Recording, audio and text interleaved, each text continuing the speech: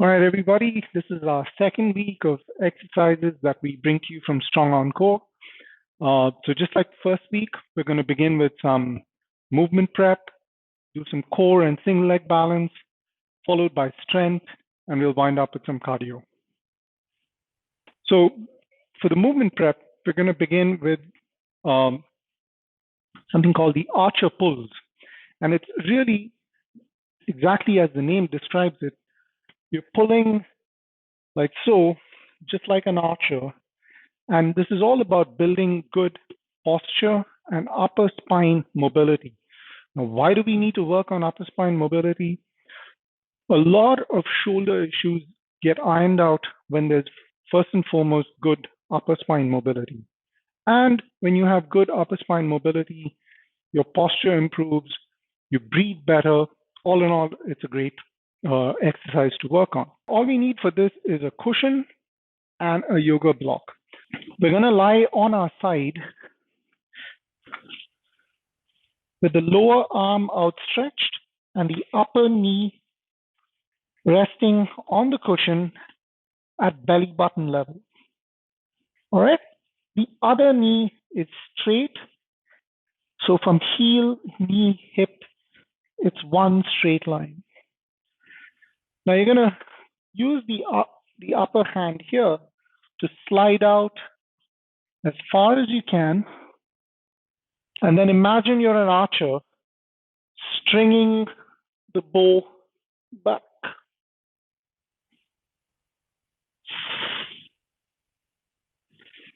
Now your goal is to bring this shoulder to the ground behind you.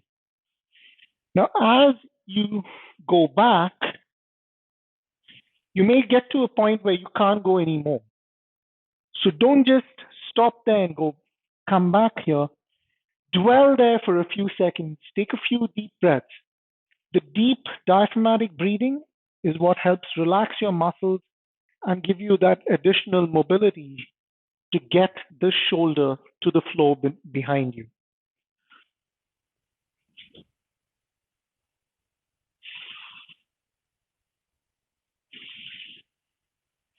Now watch for something that's going to happen with this knee. As you try and crank this shoulder back to compensate, your knee is going to come off. Don't let that happen. Keep your knee pinned into the floor or the cushion as you try to bring the shoulder back. You're directing your chin straight up over you. You're not turning your chin that way or that way. You're looking straight up ahead, even while the shoulder goes down.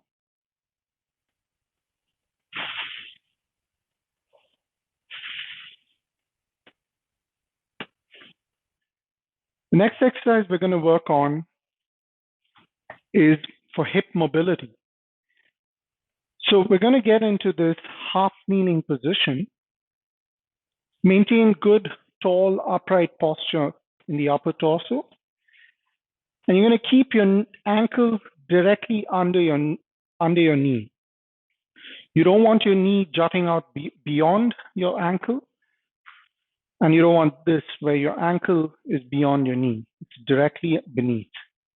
Now, when you maintain this position, a lot of people tend to lose height by tilting their back to the wall behind them. What you want to do is imagine you have a belt and tuck that belt buckle into your belly button.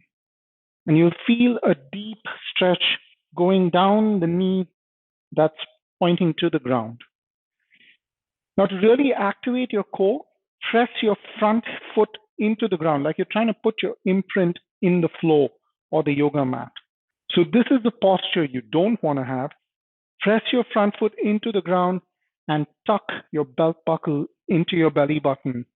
Hold that for about 3 seconds, and then you can release. Now you can do about 3 of those repetitions on this side, and then switch over to the other side.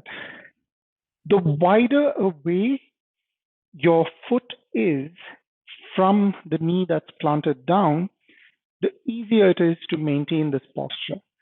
Now, once you get confident in this posture, you can slowly start bringing this foot in line with the knee that's down here. And you'll already feel your balance being challenged. So press the front foot in, tuck the belt buckle under, hold for 3, and then relax. 3 more repetitions on this side, and then we're ready to move to the next exercise. The next exercise we're going to work on is, again, about hip mobility. Now, a lot of low back issues stem from the inadequate hip mobility that we have. So when we work on hip mobility through this straight leg raise, and actually this is a reverse straight leg raise, you really work on easing out the strain on the low back as well. So you want to find a wall where you can stretch your leg out on either side. So you want to pull your butt right up against the wall. And for some feedback, we can use a block.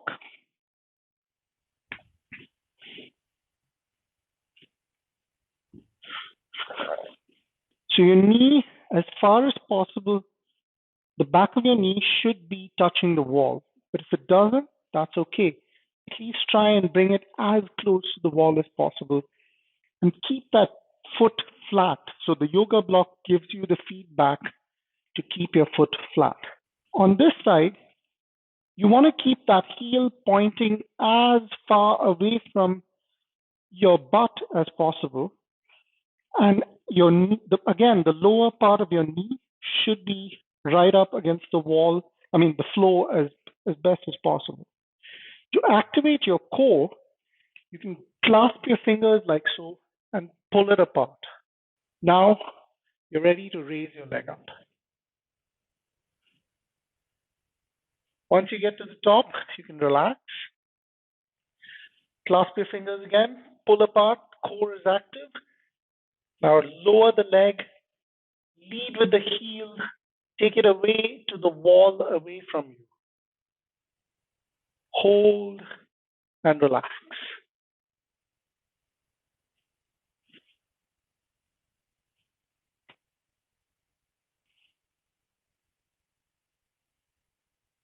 Now you can do about 4 to 5 reps on one side, and then lower this down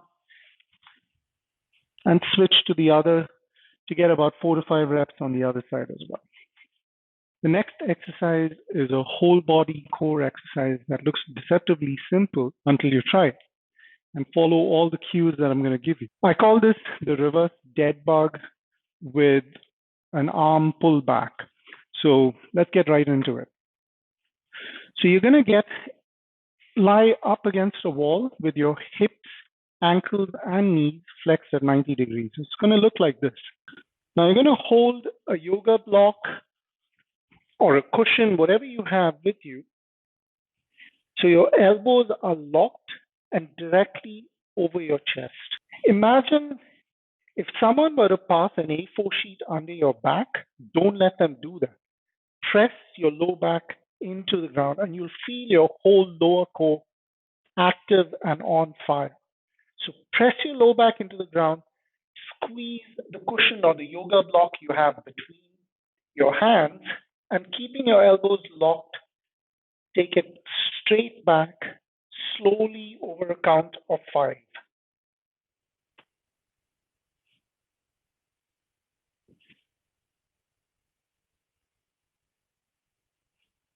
When you get to the floor, relax. Now once again, activate your core by pushing your low back into the floor. Press the yoga block, squeeze it, and over a count of 5, bring it slowly back to the start position and relax. I always like combining core with single leg balance. So this is a very simple, basic single leg exercise, single leg balance exercise that we can do right at home. What you want to do is you want to begin by standing with your feet together. Then take your right toe and keep it right beside your left heel. And now Tuck your belt buckle into your belly button. You'll feel your glutes tight, your core is active. If you want, you can even clasp your fingers and pull them apart for an additional core activation. And then when you're ready, just lift off the right foot and try and hold for about 5 to 10 seconds. And then once you're done with that, you can switch feet. Now, this is a great opportunity to figure out right-left imbalances, discrepancies, and work extra on the side where you have lesser balance. Now, this time, once I get confident with my single leg balance, tuck the belt buckle in. If this is too easy and you're confident, take away the visual feedback and make it more challenging. Just close your eyes. Hold for about 5 to 10 seconds and relax. Now we move into the strength section of our series of exercises.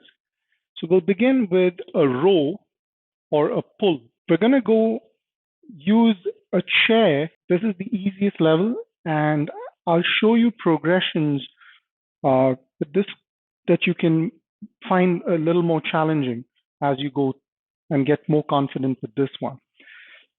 So you want to get into a position so that you're maintaining a plank at an incline. Now, if you have wrist issues, to keep your hand like so, I would advise you to keep your wrist neutral by making a fist and resting your weight on the knuckle. Now, once you're in this position, you can use a dumbbell or a weight like a bottle of water, a heavy can, whatever you can get at home to do the row. Your hand is directly beneath your shoulder. You don't want to be like so, and you don't want to be beyond it. You want to be your shoulder directly above your fist. Now, when you lift this weight and row, it's like you're drawing a gun to your holster. That's the moment you want. And while you bring that weight up, what you don't want is to tilt your torso up. You still want to look straight down.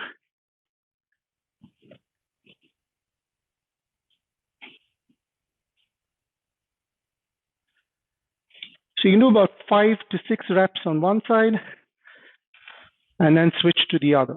Now, if using a chair was too easy, you can go right down to the floor into a tall plank position and do the rows.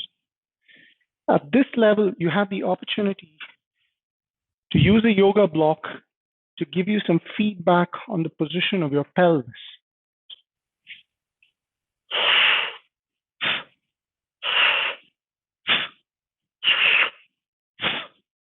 The next strength exercise we're going to work on is a lunge. Now, you might have seen a lot of people doing lunges serially, going across the length of a room, like so. Now, I feel that before we do an entire length of a room doing lunges, the single lunge in itself can teach you a lot about your balance and the stability that you have. And it can be worked on by this exercise. To begin with, you can use a yoga block to kneel on. Get into position so that your ankle is directly beneath your knee. You don't want to be like so or like this.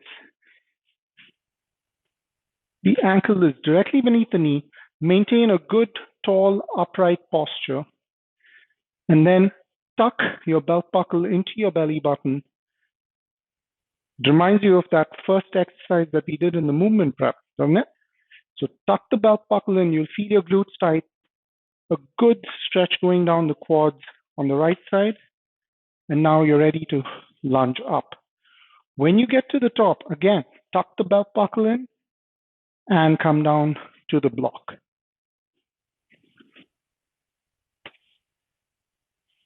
If it's too easy to do it on a block, you can take the block away, go down to the floor, and for an added challenge, you can even hold some weight on either hand or even just one hand.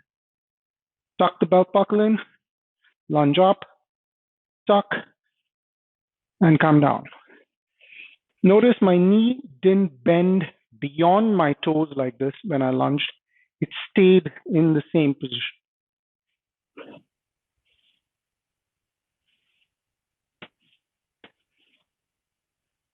Now you'll notice that when you switch sides, there may be a discrepancy in the balance that you have. You see, oftentimes a lot of people, the moment they switch from right to left, they start aeroplaning around, losing balance. And here comes the other issue. The wider apart this foot is from this knee, the easier it is to do the lunge. To challenge your core and your balance, bring this heel in line with your knee. Still keep that heel beneath your knee. Tuck, tuck. And that's a clean lunge. Who says you can't do cardio exercises within the comfort of your own home? For an easier level, you can use a chair or a bench. Whenever we use a chair or a bench, like the previous exercise where we did the rows, please do make sure that the chair is up against a wall so that it doesn't slide forward, or a non-slippery surface. Now, what you want to do to get into position is you want to maintain a tall plank so your hands are again directly beneath your shoulders. You don't want to be like so, and you don't want to lean too far forward. Now, once you're in this plank position, you raise your right knee up to your right elbow, and then bring it back. Raise your left knee up to your left wrist or elbow, and come back. Now, each time you lift your right knee up, count it as 1 rep, and you can do 12, 16, 20 reps.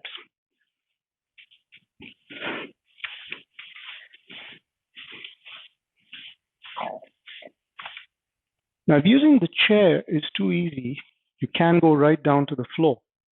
And once again, to make it a little more challenging, you can use a yoga block to give you some feedback on how well you're maintaining the position of your back and your core activation.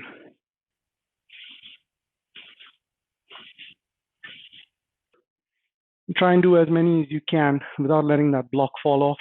What you don't want to happen is what I'm going to just show you right now. You don't want your pelvis to be tilting and rocking back and forth. Keep it level even as you bring your knee up to your elbow and take it back. That maintains a good, safe position. That tells you that you've got your core active the right way, and it's all pure hip mobility that's helping you do these mountain climbs. So there's your cardio that ends the series. Stay home, enjoy your exercises, and stay safe.